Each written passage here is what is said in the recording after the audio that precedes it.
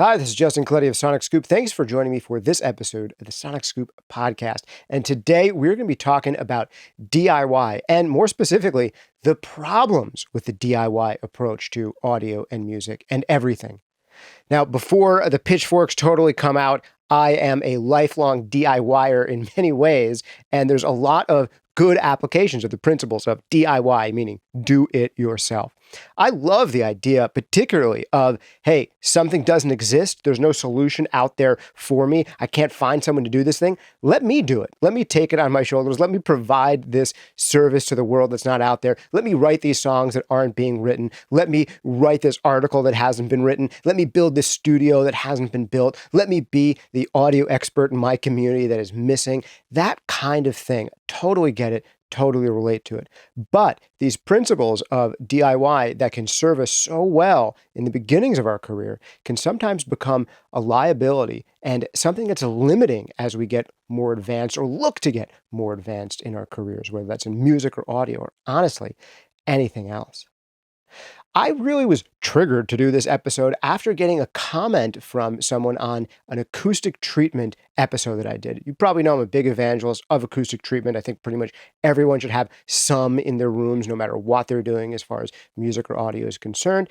And one of the comments was along the lines of, man, acoustic treatment, pre-made panels to hang on the wall, that's one of the biggest ripoffs out there. I mean, what you are getting compared to the material costs that go into it, I'd prefer to build my own. And I think that's awesome. And I think, a lot of some of our most popular articles have been DIY articles on acoustic treatment and on other things. The DIY content we put out is super popular and for good reason. But I, at the same time, don't want you to ever get in that mindset of disparaging people for spending money on things that you don't get the value of in your own life.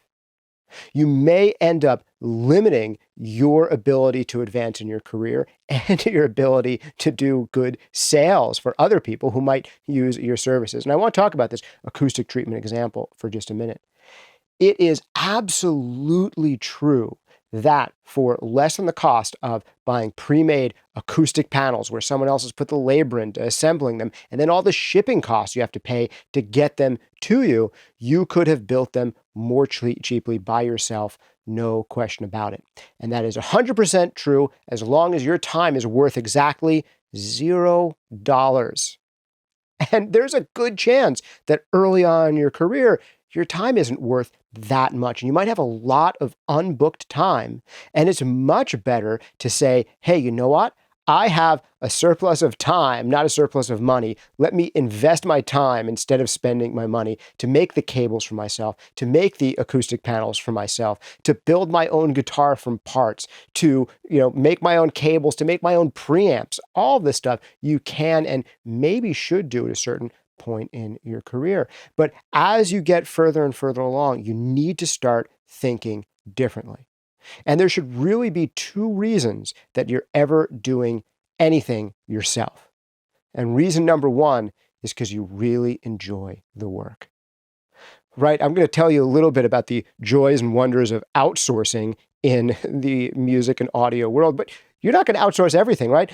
Part of the reason you're into music and audio is because you like doing music and audio. You don't want to completely give that away and outsource everything. If you want to be a mixer and make your money mixing, you don't want to outsource all of your mixing because then you wouldn't be mixing. It wouldn't make sense. If you want to be a songwriter, you don't want to necessarily outsource all of your songwriting. But there's so many other things that you could be outsourcing, that you could say, screw DIY. I don't care how much money it saves me. It's taking me away from my core things, whether that's songwriting or going out there and networking and creating new potential client situations you can bring into a studio, or whether it's, putting your time into mixing or putting your time into songcraft or putting your time into practicing your instrument, whatever it might be. At a certain point, you have to say, I'm not going to DIY everything, right? And it's funny when people talk about DIYing acoustic panels or building their own rack of mic preamps. They never talk about DIYing the build of the actual fiberglass insulation that goes into the panel, or the build of the burlap that, goes around the panels. They never talk about, DIYing the little op amps you have to put in your preamps. They never talk about DIYing the metal chassis and doing all the welding. It's like, at a certain point, none of us are doing DIY, right? You can make yourself a DIY sandwich right now, right? Go to the fridge, get some bread, get some turkey, get some mayo, as long as you don't think mayo is gross, put all that stuff together. But no one is there talking about raising the turkey, about growing the wheat and cutting it down and then milling the grain and then baking the bread. When people say DIY, they mean DIY for a very, very, very small fraction of the actual steps that go into finishing anything. So that is a big thing that you want to bring in to your mindset. Getting a little ranty here, so I want to get back to the main topic, which is one of the great reasons to do a DIY is because you love the work you're doing. And there are so many other times where you shouldn't be doing DIY because it's going to detract you from the work that you love doing. For instance, you could DIY making your own cables, buying raw cables and putting the connectors on them. If you run a studio, you need a lot of cables, and that might be a good use of your time in the beginning.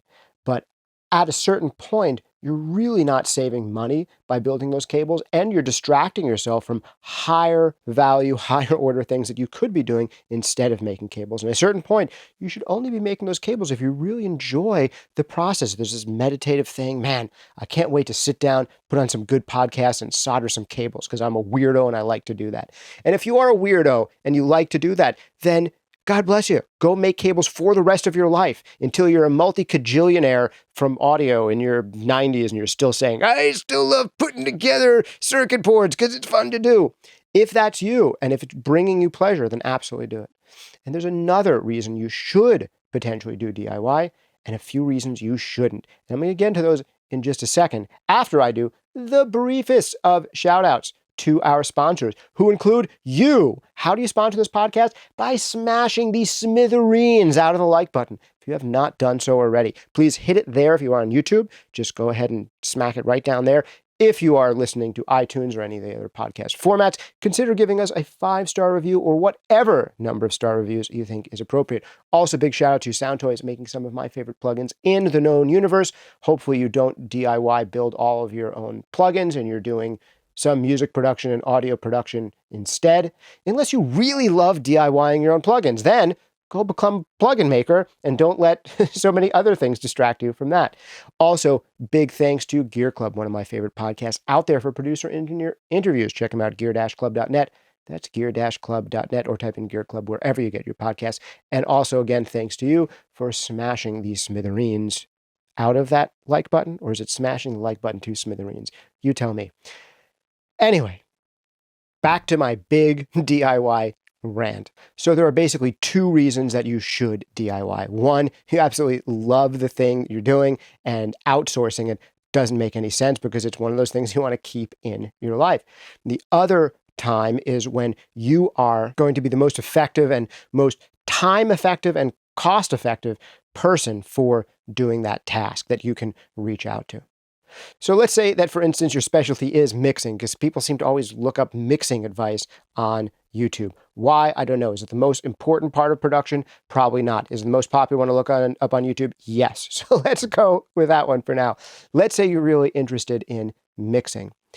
Well, if you're really good at it, you can get better mixes done more quickly than other people, and you absolutely love doing it. And I'm always amazed at some of the best mixers out there who I have the privilege to study and interview and talk to, how quickly some of these people work, getting, a track done in 3 or 4 hours, then taking a break and doing another one and saying all done on these sessions of, many hundreds of tracks, because they've come up with a system and an approach that allows them to do it quickly, and they really love the work that they're doing. So obviously they're not going to outsource their actual mixing. That would be silly. But there's so many other things that they could outsource and benefit from outsourcing.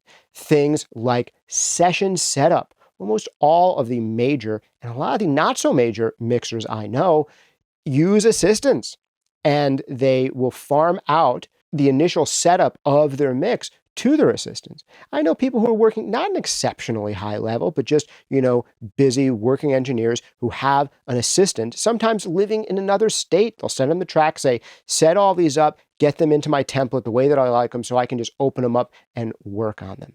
Is that cheating? No, that's being smart. That's delivering your client the best possible result you can and delivering to as many clients as you possibly can by not doing everything DIY.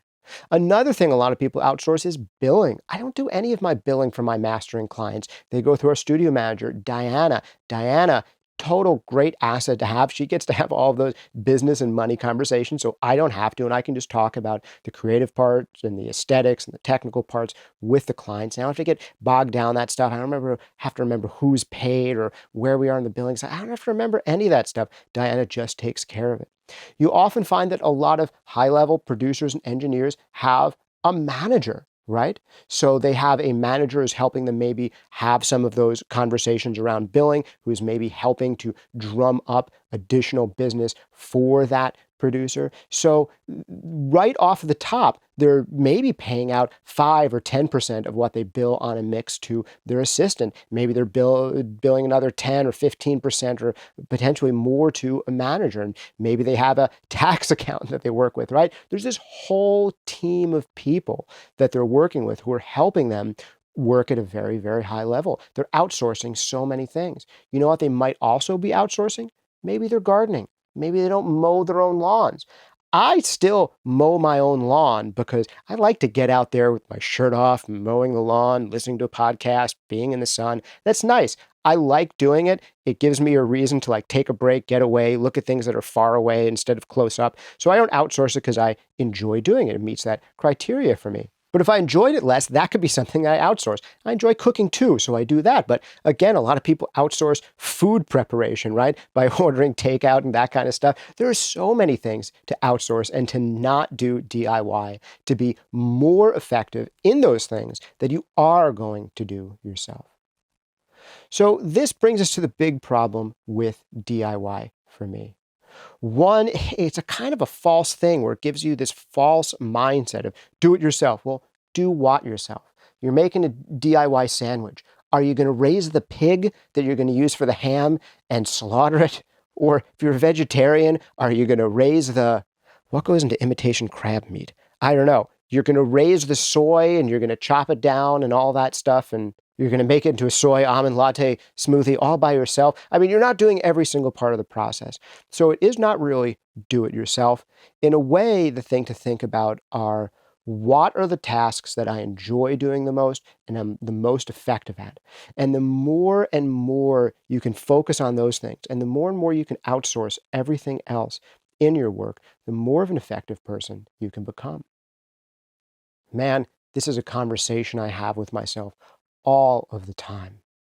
And I'll tell you, not only did I not build my acoustic panels, I didn't even hang them myself. I paid someone else to hang them.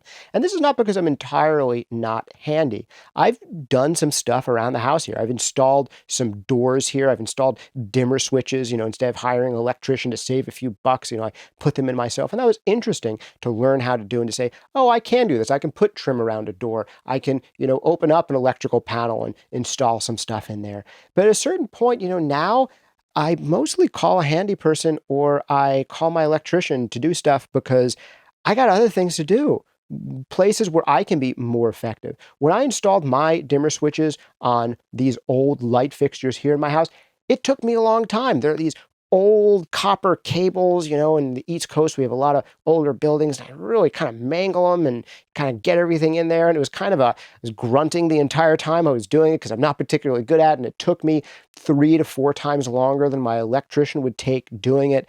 And then I realized, wait a second, I could have my electrician install like 6 of these in, 1 hour and then still have other things he could do around the house.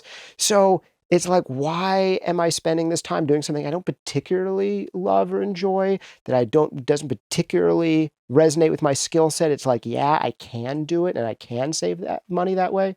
But how much am I costing myself? How much am I costing my business? How many hours could I put into getting more clients, mastering more tracks, recording these videos, putting them out there, engaging with my clients and my students, coming up with new courses like Mixing Breakthroughs and Mastering Demystified that can change people's lives for not very much money or not very much time at all. Like, those are the places where I can put more of my energy. And if they're going to be things that I'm going to do myself, it should really be because I really love doing them.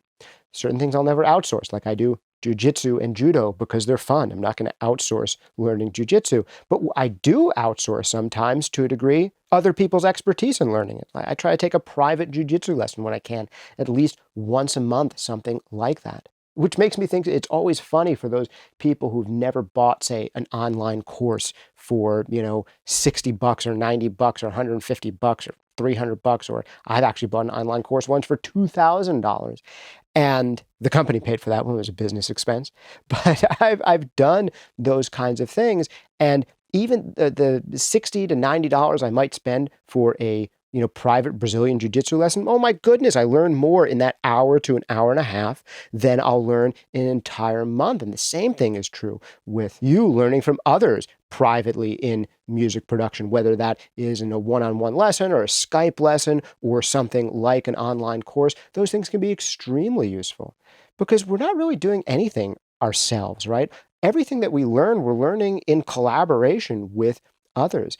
The big problem that I really don't like about the DIY mentality is that too often people are not thinking DIY, do it yourself. They're thinking DIA, do it alone. And really, success does not come from toiling alone, solitary, myth of the lone genius kind of thing. There are so many other people that go into connecting you to audiences. There's so many other people that go into having a productive career. And it's so interesting to me when I'll do a video about how you've got to market your music. If you want to have a career in music, I'll get people in the comments who say, oh, I'm not an expert in marketing. I'm an expert in writing songs. And that's why it's like, okay, great. Did you know that you're not the only person in the world? And there's other people you can enlist for help, right? Because you have to get all of these pieces together. You're enlisting the help of others when you buy a guitar or buy an MPC. Someone made that thing for you. You probably didn't build it completely yourself, unless you're a total psycho, and in that case, I applaud you. But assuming that you're not a total psycho who built all of your instruments for yourself, you're relying on other people to add that expertise into your life. Why wouldn't you rely on other people to add the expertise into your life of helping you market your music potentially, or helping you get through the music production process better?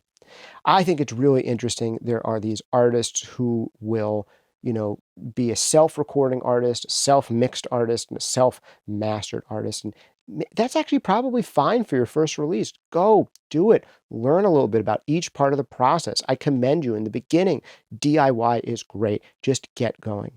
But at a certain point in wearing all those hats, you should be identifying which of those hats fits you best, which of those hats you love wearing the most, and start to identify how you can outsource those things that you're not best suited to do, that you're not most interested in, that others can help you with more. Is it the marketing of your music? Is it the mixing of your music? Is it the mastering of your music? Is it the recording end? Is it the songwriting end? Is it the performance end? There may be one or two or three of those things that you say, I'll never let go of them. I want to be the chief person at that because I love it. It's super important. But in order to be effective at those things, you have to let other things go. And I've had the good fortune to meet and work with artists who've tried it both ways. One of my favorite mastering clients from a few years back, really amazing electronic musician, he had done, I think I worked with him maybe on his second album or something like that, and he had done his first album, really DIY, and then he got some label support, and he had the opportunity to not completely and only record, mix, and master all of his music by himself. And having done both, at the end of the process, I asked him, I said, so will you be going back? Will you be going back to, self-recording and self-mixing and self-mastering all of your stuff? And he said, absolutely not.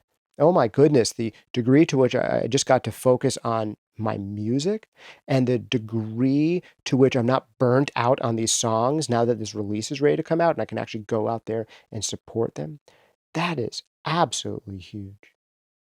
So long story short, can you build your own acoustic panels and your own mic cables and your own mic preamps and your own instruments and be your own chief acoustician and bottle washer and lyricist and arranger and producer and mixer and master your own stuff? Absolutely. And so many people do that. But there's so few people I know who've really made careers out of music or audio who do all of those things. The most effective and impressive people who I've really met or interviewed or studied in the world of professional music and audio production get this idea that you can't do it all yourself.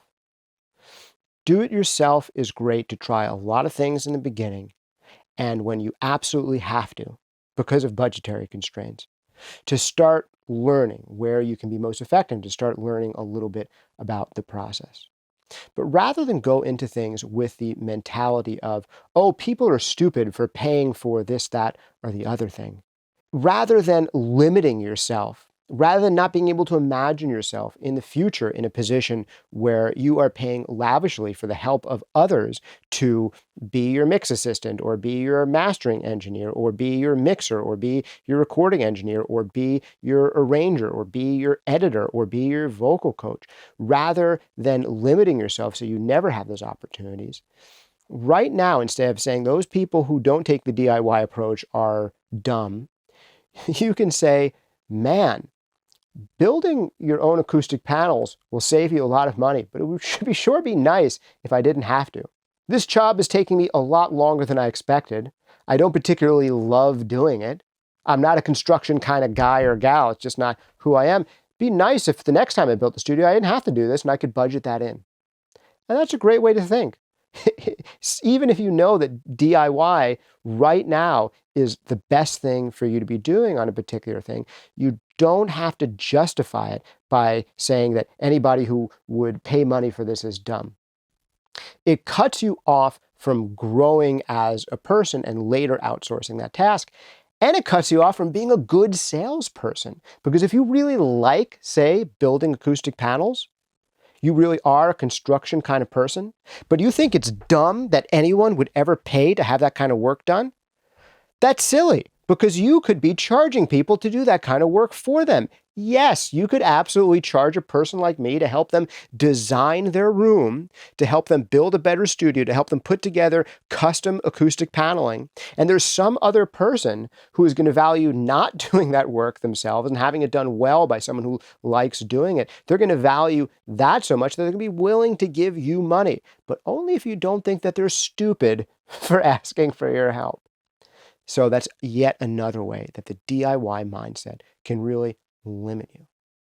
Well, I hope this one has been useful for you. This has been Justin Coletti of Sonic Scoop. And if you want to go deeper, I've got some free workshops for you. One I really recommend to just about anyone checking this out is the 5 Habits of Truly Great Mixers. You can find that at sonicscoop.com/mixhabits totally for free. I've spent about a decade now interviewing and studying and analyzing the work of the best producers and engineers out there to find the common threads in their approach. And the 5 Habits of Truly Great Mixers really ties it all together. So you can learn from these core principles, strategies, frameworks that the greats, Grammy winners, multi-platinum sellers are bringing to bear in their craft every time they go at it. Pretty much every single one of the great mixers I've studied does at least 4, and most of them do all 5 of these things. So definitely check it out at sonicscoop.com/mixhabits for the 5 Habits of Truly Great Mixers. Again, in closing, I've got to say that DIY can be absolutely fantastic. It can absolutely make sense. If you love doing the work or it really makes financial sense for you in this moment to do it that way, do it. But keep your mind open, keep your imagination going, and think about ways that you can remove the tasks where you're going to be least effective or going to have the least added value, and try to find ways to potentially farm those out. It's going to make a big difference in your life. Well, I hope this one has been useful to you. If it has, remember to smash the like button to smithereens down there if you're on YouTube, or leave us a review if you're on iTunes or any of the audio-only formats. This has been Justin Coletti of Sonic Scoop. Big shout out to our sponsors, who include you for smashing the like button, and also include the Gear Club podcast. Check them out at gear-club.net. That's gear-club.net, or Gear Club, wherever you get your podcasts. And SoundToys, one of my favorite makers of plugins out there. You can try out anything they make for free at soundtoys.com. Thanks so much for hanging out with me. See you next time.